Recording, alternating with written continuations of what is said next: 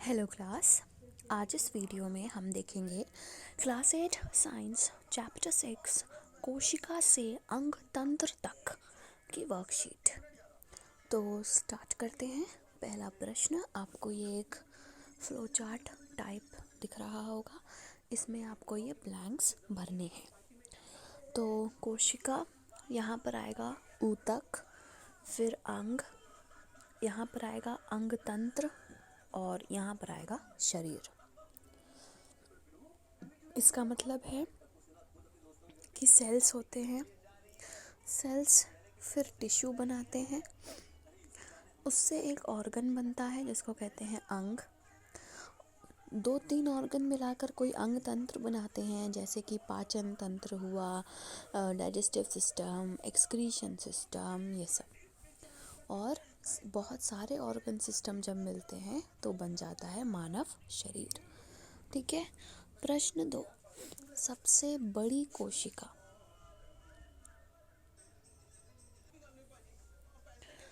शुतुरमुर्ग पक्षी का अंडा। सबसे छोटी कोशिका माइकोप्लाज्म नामक जीव की होती है। मतलब पूरे संसार में जितने भी जीव जंतु हैं उसमें से सबसे बड़ी कोशिका किसकी है और सबसे छोटी कोशिका किसकी है। तो सबसे बड़ी है शुतुरमुर्ग पक्षी के अंडा और सबसे छोटी है माइकोप्लाज्म नामक जीव की कोशिका। सबसे लंबी कोशिका तंत्रिका कोशिका है, जो 1 मीटर तक लंबी हो सकती है। उसके बाद कोशिका का अध्ययन सर्वप्रथम किस वैज्ञानिक ने किया था? तो कोशिका का अध्ययन सर्वप्रथम रॉबर्ट हुक नामक वैज्ञानिक ने सन 1665 यानी कि 1665 में किया था और सूक्ष्मदर्शी से इसको देखा था। कोशिका द्रव में अनेक छोटी छोटी रचनाएं जो होती हैं उसको कोशिकांग कहते हैं। कोशिकांग। 6th पार्ट, जीवों के शरीर को बनाने वाली सबसे छोटी इकाई कोशिका है। प्रश्न 3, ये आपको लेबलिंग करनी है पादप कोशिका की। तो इसके लिए स्क्रीन पॉज होगी और 5 सेकंड के लिए फ़ोटो आएगी, लेबल्ड फ़ोटो, उसमें से आप इसको देख सकते हैं।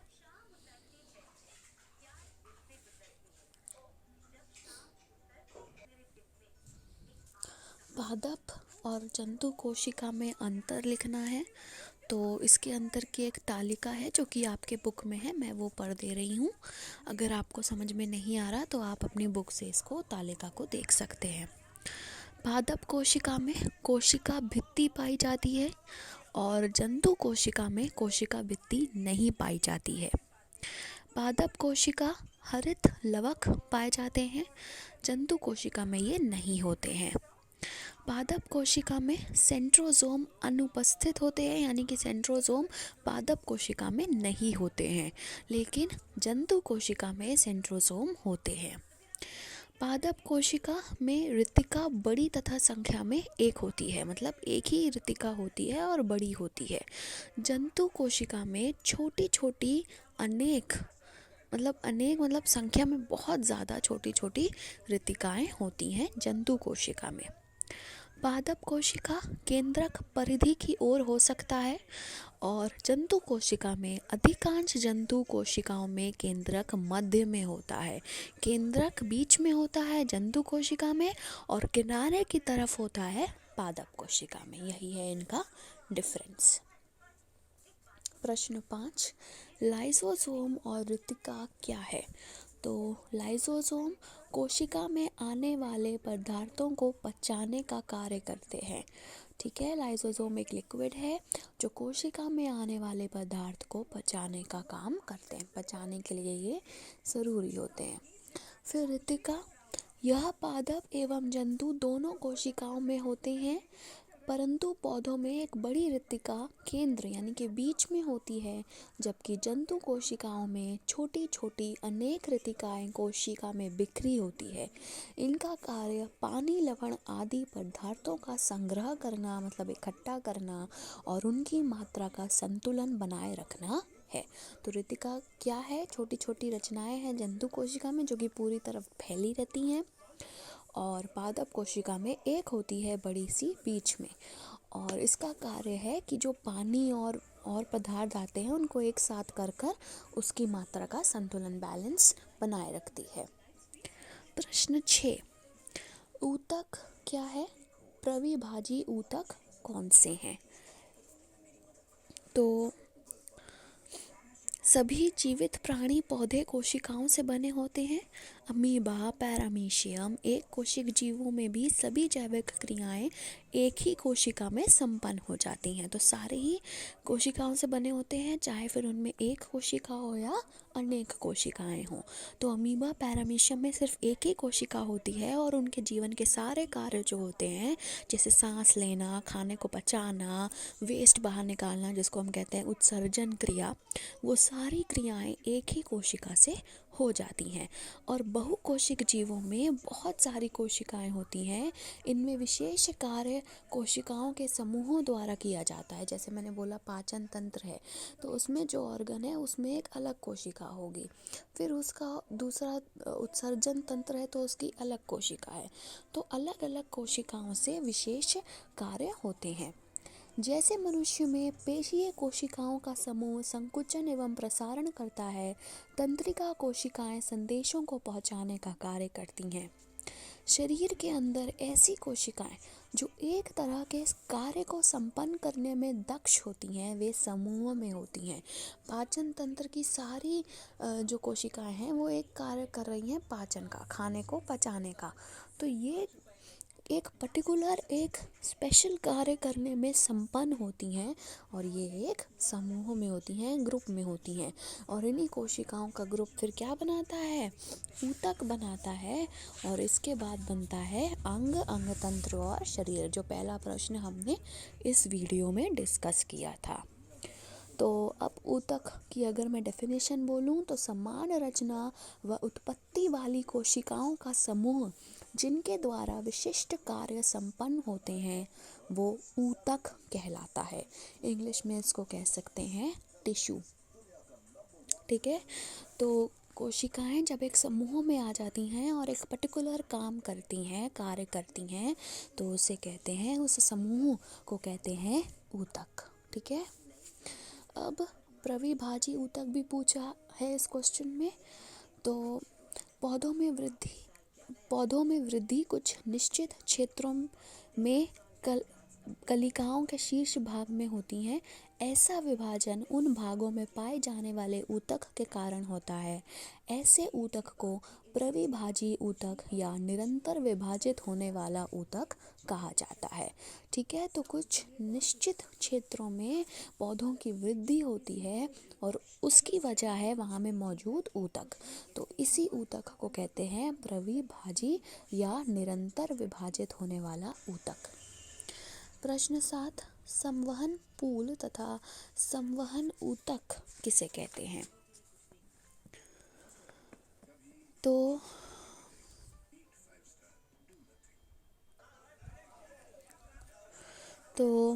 तने का संवहन पूल होता है। ठीक है, और केंद्रीय घेरे में लाल रंग के छोटे छोटे धब्बे होते हैं और उन्हीं छोटे छोटे धब्बों को संवहन पूल कहते हैं। जाइलम और फ्लोएम नामक ऊतक से मिलकर ये बनते हैं। इनसे संवहन कार्य होता है। ठीक है, और इसका एक फिगर आपको चित्र 6.6 आपकी बुक में दिया गया है। उसमें जो लाल लाल छोटे छोटा धब्बा है उसी को हम संवहन पूल कहते हैं। जटिल ऊतक एक से अधिक प्रकार की कोशिकाओं से मिलकर बनते हैं। इन्हें संवहन ऊतक भी कहते हैं। तो जटिल ऊतक का दूसरा नाम है संवहन ऊतक, जो कि अधिक प्रकार की कोशिकाओं से मिलकर बने होते हैं। उसके बाद ये प्रश्न 8 है, जंतु ऊतक के 4 पार्ट हैं, मतलब 4 कैटेगरीज हैं, उसको यहाँ पर फिल करना है। मैं कैटेगरीज का नाम बोल दे रही हूँ। एपिथीलियम ऊतक, और ये किस बेस पर 4 पार्ट्स में डिवाइड हुआ है जंतु ऊतक? किस आधार पर? कार्य के आधार पर जंतु ऊतक 4 प्रकार के ऐसे हमने डिवाइड किए हैं, जिसमें पहला है एपिथीलियम ऊतक, फिर संयोजी ऊतक, उसके बाद पेशी ऊतक और उसके बाद है तंत्रिका ऊतक। फिर प्रश्न 9, एक शब्द में उत्तर लिखो। पहला पाठ, शरीर के बाहरी आवरण में ऊतक। तो शरीर के बाहरी आवरण का ऊतक है एपिथेलियम ऊतक और इसका दूसरा नाम है आवरण ऊतक। ठीक है। दूसरा पाठ, शरीर के अंगों को एक दूसरे से जोड़ने वाला ऊतक है संयोजी ऊतक। ठीक है, संयोजी ऊतक। लाल रक्त कणिकाओं की कमी से होने वाला रोग है एनीमिया या फिर रक्तहीनता, एनीमिया।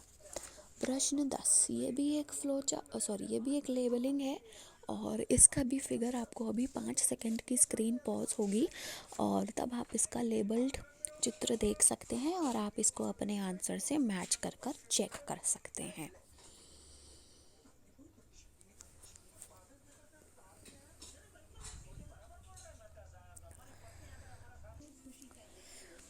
अब यहाँ पे ये जो क्वेश्चन है उसको देख लेते हैं। प्रत्येक न्यूरॉन का मुख्य भाग है तंत्रिका काय। ठीक है। इससे निकलने वाले अनेक धागे या रचनाएं, उन्हें डेड्रॉन कहते हैं, डेड्रॉन। मस्तिष्क, रीढ़ रज्जु भी तंत्रिका ऊतकों के बने होते हैं। किस ऊतक से बने हैं? तंत्रिका ऊतक से। प्रश्न 11, तंत्रिका तंत्र क्या है? इसके कितने और कौन से भाग हैं? तो तंत्रिका तंत्र है शरीर में घटित होने वाली समस्त क्रियाओं में नियमन और नियंत्रण करने के लिए तंत्रिका तंत्र होता है हमारे शरीर में। जो बहुत सारी क्रियाएं होती हैं उन सबको कंट्रोल करने के लिए और नियम अनुसार उनको करने के लिए और एक्टिविटीज़ यानी कि क्रियाओं को कंट्रोल करने के लिए, नियम अनुसार करने के लिए, दोनों चीज़ों के लिए हमारे शरीर में है तंत्रिका तंत्र। इसके 3 भाग हैं, मस्तिष्क, रीढ़ रज्जु और तंत्रिकाएं। अब तंत्रिका, यहाँ ये आपको ये जो चीज़ है तंत्रिका 2 पार्ट में है। तो मनुष्य के शरीर में 2 प्रकार की तंत्रिकाएं होती हैं, कपाल तंत्रिकाएं और रीढ़ तंत्रिकाएं। अब प्रश्न 12 है, कौन सी ग्रंथि कौन सा हार्मोन रिलीज करती है और उसका कार्य क्या होता है? इस तालिका को आपको कंप्लीट करना है। तो सबसे पहले है पीयूष ग्रंथि। ये वृद्धि हार्मोन को रिलीज़ करती है और इसका कार्य है शरीर की वृद्धि। इसकी कमी से बच्चों की वृद्धि रुक जाती है। तो ये जो वृद्धि हार्मोन रिलीज़ होता है, वृद्धि हार्मोन नाम से ही पता चल रहा है शरीर की वृद्धि में काम आता है और अगर ये कम रिलीज़ होगा तो शरीर की बच्चों की वृद्धि मतलब जो ग्रोथ होती है, हाइट बढ़ती है, मानसिक विकास होता है, वो सब कम हो जाता है। उसके बाद है पैनक्रियास या फिर इसको अग्नाशय ग्रंथि भी कहते हैं, जो कि इंसुलिन रिलीज़ करती है और इसका कार्य है रक्त में शर्करा की मात्रा को नियंत्रित करना। जो शक्कर, आपने सुना होगा कि किसी मनुष्य को डायबिटीज़ या शुगर की बीमारी होती है, तो अगर इंसुलिन कम रिलीज़ होता है तो शुगर यानी हिंदी में जिसको हम कहेंगे मधुमेह रोग हो जाता है उस व्यक्ति को। तो बहुत ज़रूरी है कि इंसुलिन एक संतुलित और सही मात्रा में रिलीज़ हो अग्नाशय ग्रंथि या पैनक्रियास में से, अन्यथा उस मनुष्य को इंसुलिन की कमी की वजह से मधुमेह या शुगर या डायबिटीज़ का रोग हो सकता है। फिर अंडाशय एस्ट्रोजन रिलीज़ करता है, मादा जनांगों के विकास को प्रेरित करता है, अंडाणुओं के निर्माण को नियंत्रित करता है।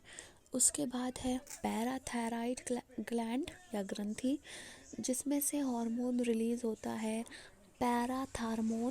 पैराथायराइड ग्लैंड है, उससे रिलीज़ होने वाला हार्मोन क्या है? पैराथार्मोन। कार्य है रक्त में कैल्शियम और फास्फोरस की मात्रा का नियंत्रण करना। अब आखिरी प्रश्न, पादप कोशिका विभाजन को प्रेरित करता, यानी कि कौन सी ऐसी पादप कोशिका है जो विभाजन को प्रेरित करती है? तो उसका आंसर है साइटोकाइनिन। साइटोकाइनिन। कच्चे फलों को शीघ्र पकाने में सहायता कौन सी पादप को हार्मोन करता है? एथिलीन। ठीक है, एथिलीन। यह कच्चे फलों जैसे केला, आम, संतरा आदि को शीघ्र पकाने में सहायता करती है। तो ये वर्कशीट यहाँ पर कंप्लीट होती है।